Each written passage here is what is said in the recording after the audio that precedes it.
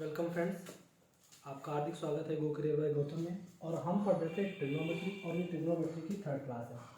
जैसा कि हमने बोला था, कोई भी हमारा एक समकोण त्रिभुज होगा जिसमें ये हाइपोटेनस यानी कर्ण होगा, ये परपेंडिकुलर होगा और ये बेस होगा। ठीक है ना।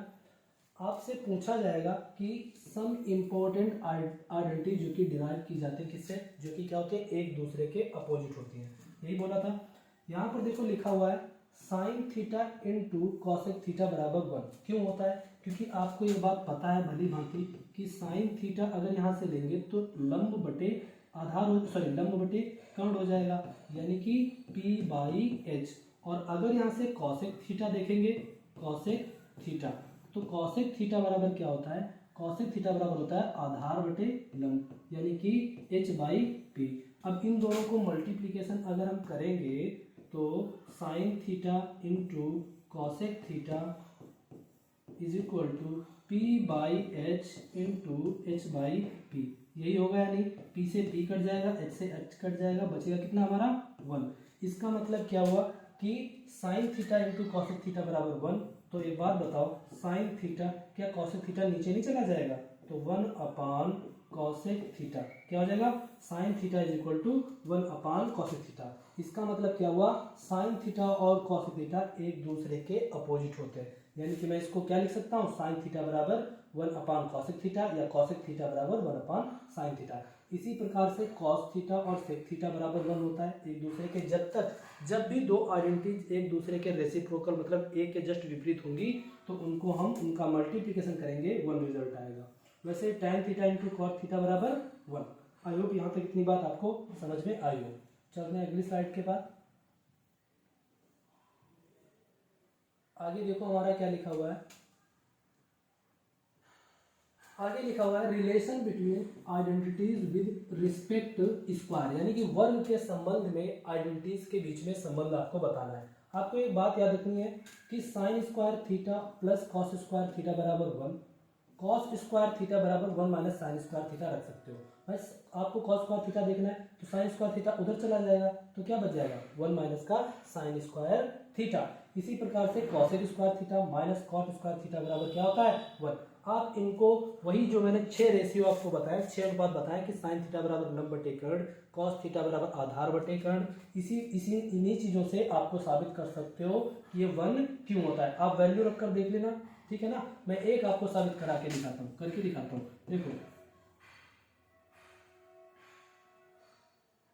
आपको मैं एक करके दिखाता हूँ। देखो साइन स्क्वायर थीटा, सॉरी देखो यहाँ पर मैं लिखता हूँ साइन थीटा, तो साइन थीटा बराबर क्या मैं लिखूंगा? p बाई एच का ये लिखूंगा। और अगर मैं इसका दोनों तरफ स्क्वायर करूंगा तो क्या हो जाएगा? Sine square theta is equal to P square upon H square. और अगर मैं लिख दूं कॉस स्क्वायर थीटा, तो कॉस स्क्वायर थीटा बराबर क्या होता है? बेस अपान आधार, यानी कि बेस बटे आधार। और इन्हीं को मैं दोनों तरफ वर्क करूंगा तो क्या हो जाएगा? Cos square theta is equal to base का स्क्वायर बटे एच स्क्वायर। अब यहाँ पर बोला दोनों को जोड़ दो तो एक होना चाहिए, दोनों को जोड़ो आप। इधर मैं इनको जोड़ देता हूँ, sine square theta plus cos square theta, दोनों को जोड़ो क्या हो जाएगा? P square upon H square plus B square upon H square. यहाँ से इनका हम एलसीएम लेंगे तो क्या हो जाएगा? नीचे एच स्क्वायर, ऊपर क्या बच जाएगा? पी स्क्वायर प्लस का बी स्क्वायर। और आपको पता है कि यहाँ से कर्ण का स्क्वायर बराबर होता है P square plus B square. आपको पता है पाइथागोरस थ्योरम से, H square plus P square plus B square. यहाँ पर दोनों के बराबर आप रखोगे तो यहाँ पर क्या हो जाएगा? भाई इसको आप यहाँ पर पुट कर दो, सीधी सी बात है। तो P square plus B square बराबर क्या हो जाएगा? H square. तो एच स्क्वायर बटे एच स्क्वायर कितना हो जाएगा? बराबर 1। कितना हो जाएगा? 1। इसका मतलब इसी प्रकार से आप इनको भी प्रूव कर सकते हो कि sign square theta plus cos square theta बराबर 1 होता है, ठीक है ना। और इसी को आप इधर उधर लिख सकते हो आइडेंटिटी को। आप एक बात है, प्लस की अगर इधर उधर जाएगी तो माइनस हो जाएगी, और अगर इधर माइनस की तो इधर प्लस की हो जाएगी। इसी प्रकार से कॉसेक स्क्वायर थीटा बराबर क्या होता है? कॉसेक स्क्वायर थीटा बराबर होता है cosec square theta minus cot square theta बराबर 1। कॉसेक स्क्वायर थीटा बराबर आप कॉट स्क्वायर थीटा को उधर ले जाएंगे तो हो जाएगा 1 प्लस कॉट स्क्वायर थीटा, फिर sec square theta minus tan square theta बराबर 1, यानी कि ये भी एक हमारी आइडेंटिटी होती है। ठीक है, देखो एक ये हमारी आइडेंटिटी होती है कि sec square theta minus tan square theta बराबर 1, या लिख सकते हो अथवा sec square theta and tan square theta उधर चला जाएगा तो क्या हो जाएगा 1 प्लस टेन स्क्वायर थीटा। ठीक है, अगली आइडेंटिटी हमारी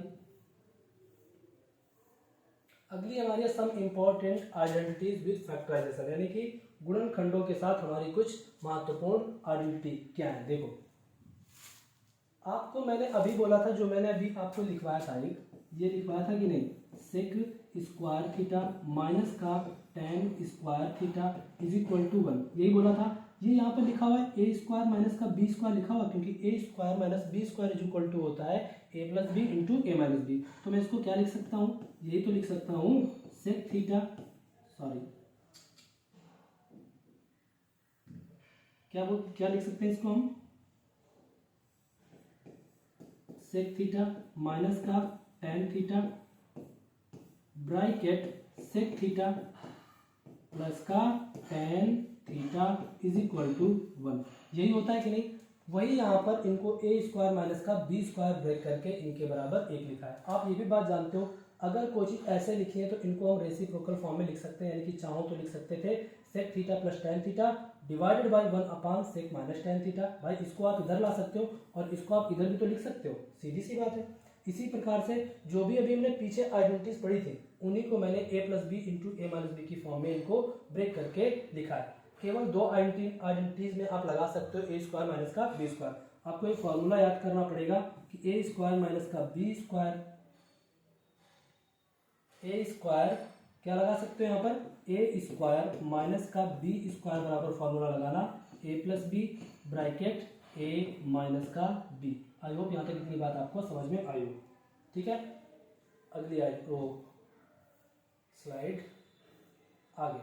सबसे इंपॉर्टेंट चीज आज तक की जो भी तुम्हारे उसमें पूछा जाएगा ये जरूर पूछी जाती टेबल। अगर टेबल याद नहीं है तो आप ट्रिग्नोमेट्री कर भी नहीं पाओगे। ठीक है, देखो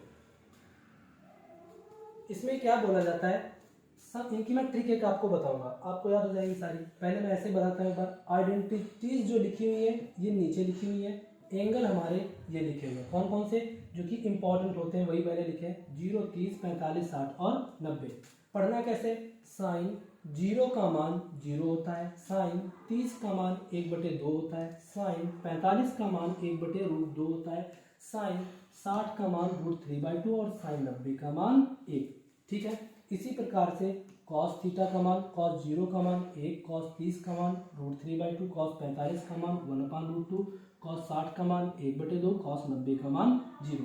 लेकिन मैं आपको बात बता दूं, आपको ये चीज़ ना सारी की सारी पूरी जो होनी चाहिए आपको याद होनी चाहिए। मुझे लगता है अगर आपको याद है तभी कर पाओगे, वरना ट्रिग्नोमेट्री कर नहीं पाओगे। Just a minute. ठीक है, आपको इसको घर से एक बार याद करके आना, फिर हम डिस्कस करेंगे। ठीक है, इसको मैं ट्रिक बताऊंगा, एक इसकी वीडियो डाल दूंगा अलग से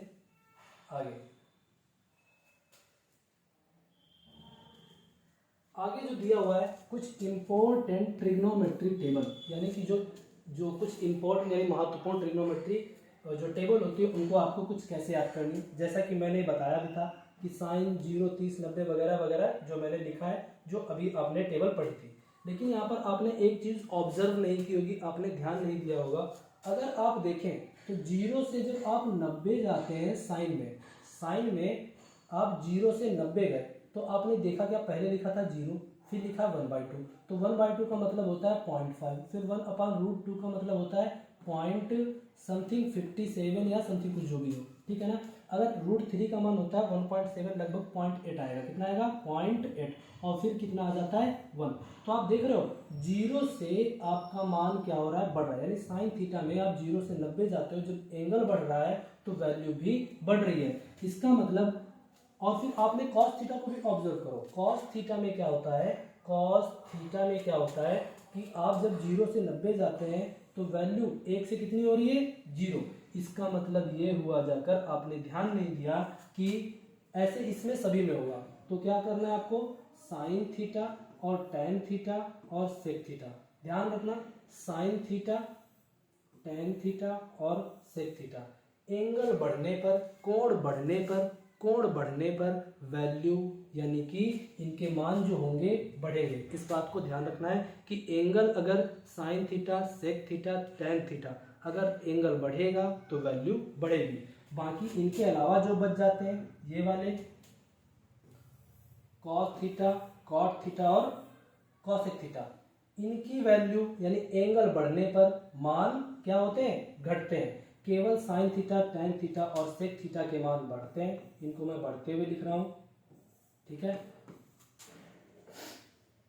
बाकी जो सेक कॉस थीटा होता है, इनके एंगल बढ़ने पर मान क्या होते हैं, कम हो जाते हैं। किसके किसके, जिनमें मैंने ग्रीन सिंबल लगाया है। आई होप इतनी बात समझ में आ गई हो। आगे देखो, देखो क्या बोला आगे,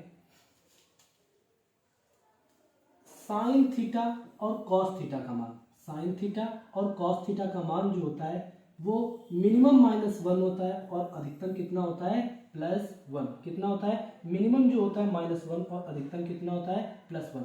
लेकिन साइन स्क्वायर थीटा और कॉस स्क्वायर थीटा का मान मिनिमम 0 होता है और मैक्सिमम +1 होता है। इसी प्रकार से दूसरा क्या है, टेन थीटा कॉट थीटा, इसका मिनिमम मान जो होता है -इनफाइनाइट, लेकिन अधिकतम मान कितना होता है, +इनफाइनाइट। इसी प्रकार से टेन स्क्वायर थीटा और कॉट स्क्वायर थीटा का मिनिमम मान जो हो जाता है 0 और अधिकतम मान हो जाता है इनफाइनाइट, ठीक है। इसी प्रकार से सेक थीटा और कॉसेक थीटा, मिनिमम मान -इनफाइनाइट और यानी कि अधिकतम मान प्लस का इनफाइनाइट। लेकिन सबसे इंपॉर्टेंट और कंफ्यूजिंग यही वाला है, लेकिन बात यह, सेक स्क्वायर थीटा और कॉसेक स्क्वायर थीटा का मान मिनिमम 1 हो सकता है और अधिकतम कितना हो सकता है, प्लस का इनफाइनाइट। कितना हो सकता है, मिनिमम 1, अधिकतम इनफाइनाइट। नोट करने वाली बात यहाँ पर ये क्या है कि वैल्यू ऑफ सेक थीटा और cosec theta can never be between minus and +1। यानी कहने का मतलब ये कि सेक थीटा और कॉसेक थीटा का मान, कि सेक थीटा और कॉसेक थीटा का मान जो हो सकता है कभी भी -1 और +1 के बीच में कभी भी नहीं हो सकता, लेकिन -1 और +1 हो सकता है। यानी कि मिनिमम -1 हो सकता है और +1 हो सकता है, लेकिन इनके बीच में वैल्यू नहीं हो सकती। यानी कहते हैं अगर हम कि 0.8 तो नहीं होगा इसका मान, किसका, सेक थीटा और कॉसेक थीटा का मान। आई होप इतनी बात आपको समझ में आई हो, ठीक है। बाकी हम इसके आगे कल डिस्कस करते हैं। तब तक के लिए बाय एंड टेक केयर। मिलते हैं आपको हम नेक्स्ट सेशन में। चैनल को सब्सक्राइब कर लीजिए, लाइक कीजिए और दोस्तों के साथ शेयर कीजिए, ठीक है।